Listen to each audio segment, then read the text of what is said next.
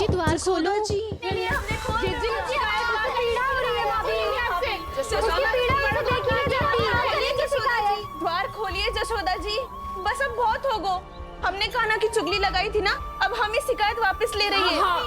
भूल मेरी, मैंने इन सब की बात पहले ना सुनी, जिसके कारण कान्हा का साहस बढ़ता चला गया और इन सबको माखन और मटकी की हानि होती चली गई। हम अपनी शिकायत वापस ले रहे भाभी, खोल दो ना उसे। हाँ जीजी, अब बहुत हो गो, अब और दंड की आवश्यकता ना है। ना,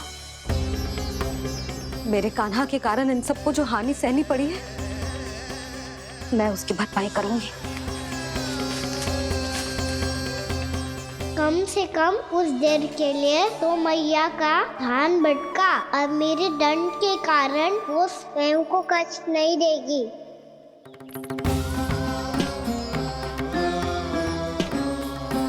सारी भरपाई कर दूंगी, पर किसी की हानि न होने दूंगी।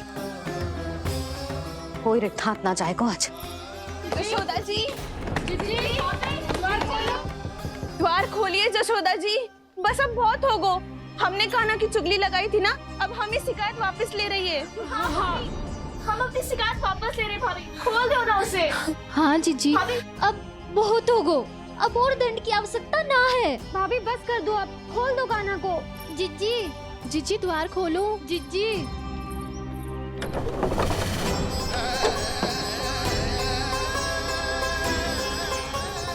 जशोदा जी, मुझे पता है तुम सबको क्या चाहिए। भीतर आओ।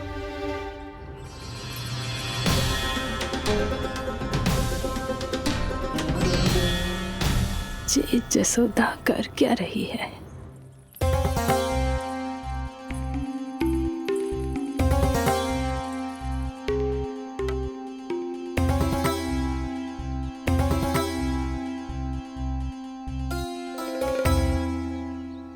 श्री हरि नारायण हरि।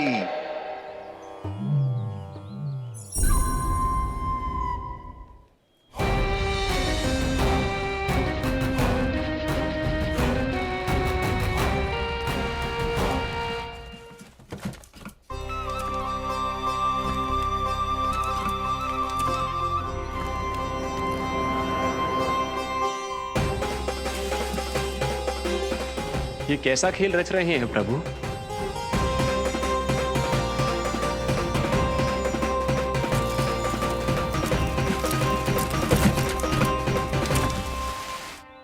आज तो बहुत प्रसन्न होंगी ना तुम सब। देर लगी पर जसोदा जी के सामने सत्य आ ही गया। जे जसोदा झूठी और तुम सब सच्ची सिद्ध हो गई। अब तो जसोदा जी को मानना ही पड़ेगा कि उनका कान्हा सच्ची में माखन।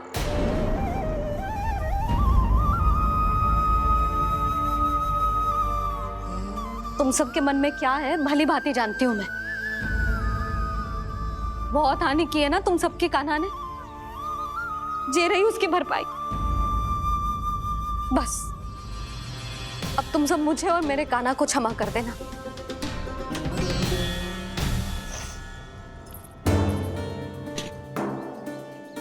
ले सुमति। ना जीजी, जे तो ना ना रख ले। वैसे तो उसे इतना कड़ा दंड दियो है ना कि आगे से ऐसा कोई कार्य ना करेगा, पर यदि करो ना तो जो चांदी की मटकी है जे टूटेगी ना। लो सुलक्षणा। ना जशोदा जी, जे भरपाई ना चाहिए हमें।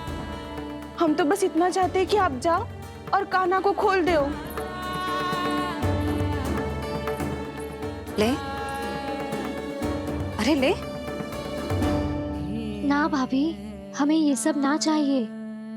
हम यहाँ किसी हानि की भरपाई के लिए थोड़ी ना आए हैं। हम तो यहाँ बस ये कहने आए हैं कि आप कान्हा को छोड़ दीजिए ना वहां से। ले जाती भाभी, भाभी सच्ची बात तो ये है कि उससे अधिक पीड़ा आपको हो रही है और हम सबको ये बात पता है। तो फिर क्यों भाभी, क्यों उसे इतनी धूप में बांध रखा है आपने? यदि कान्हा ने इससे अधिक माखन खाया हो तो बता देना, और दे दूंगी मैं। जितना चाहिए उतना ले जाना। न छुपा सके हैं। बांधा तो इसने अपने लल्ला को है, पर बंधा है इसका हृदय अपने कान्हा से, और उसकी तड़प अभी भी अपने हृदय में यहाँ पर महसूस कर रही है।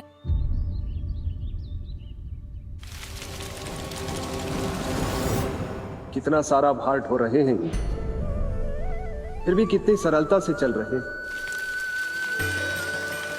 दामोदर कृष्ण का यह दृश्य ये सिद्ध करता है कि जब व्यक्ति का ध्यान अपने लक्ष्य पर केंद्रित हो तो दुर्भाग्य का भार कितना भी क्यों ना हो, उसके पांव की बेड़ी नहीं बन सकता। तो ये शिक्षा दे रहे हैं प्रभु, व्यक्ति के कंधे चाहे अतीत के कष्टों तले करा रहे हो या दायित्व के भार तले दबे जा रहे हो, उसे सदैव आगे बढ़ते रहना चाहिए। यदि कोई ऐसा करने में सफल हो जाए तो कुछ समय बाद उसे अपने भार का अनुभव ही नहीं होगा। उसका आत्मविश्वास और शक्ति इतनी बढ़ जाएगी कि वो स्वयं ही अपने मार्ग में आने वाले अन्य कष्टों का सामना करने में समर्थ हो जाएगा और अंत में अपना उद्देश्य पाने में सफल हो पाएगा।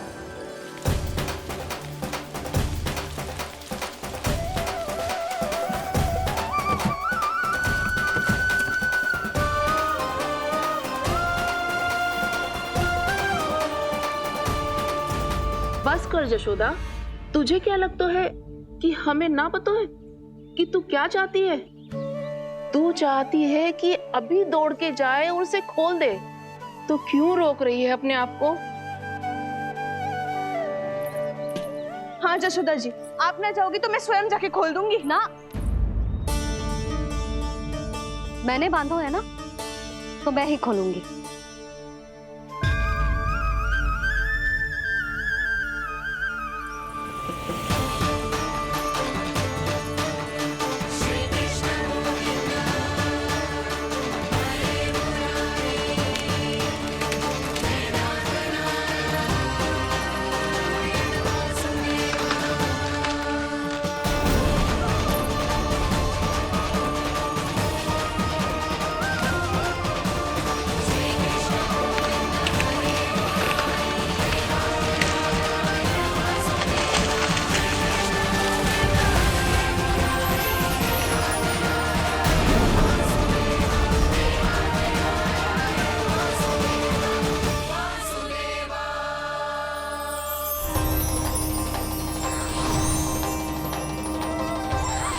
श्री हरि नारायण हरि, श्री हरि नारायण हरि। क्या हुआ नलकुंवर? कहाँ खो गई मणिग्रीव? पहचाना नहीं क्या? मैं वही हूँ जिसका नाम तुम दोनों युगों से जप रहे थे। नारायण हरि, श्री हरि।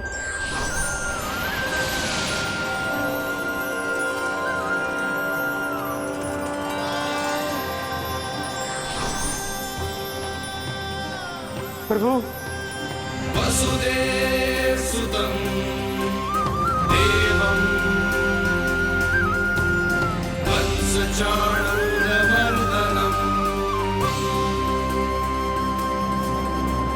यशोदा परमानंदम्।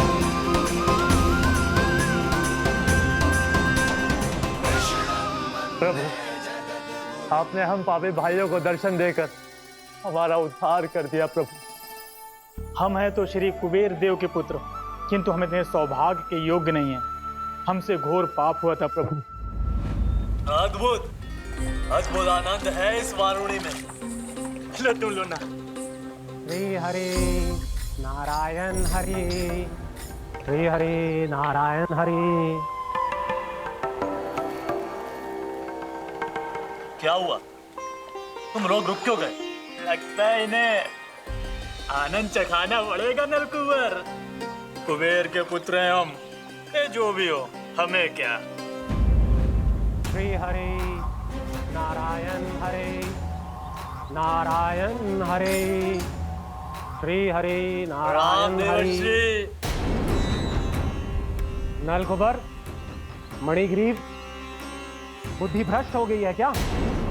या फिर इतने उन्मत्त हो गए हो कि तुम्हें ये बात का भी ध्यान नहीं है कि पूरी तरह नग्न हो? हाँ है तो। तुम दोनों को तनिक लज्जा भी नहीं है। उन्मत्त हाथियों की तरह जल क्रीड़ा कर रहे हो। ये भी भूल गए तुम कि श्री कैलाश से बहने वाली पवित्र मां मंदाकिनी की गरिमा और मर्यादा को भंग कर रहे हो। ऐसी कौन सी मर्यादा भंग कर दी हमने देव ऋषि?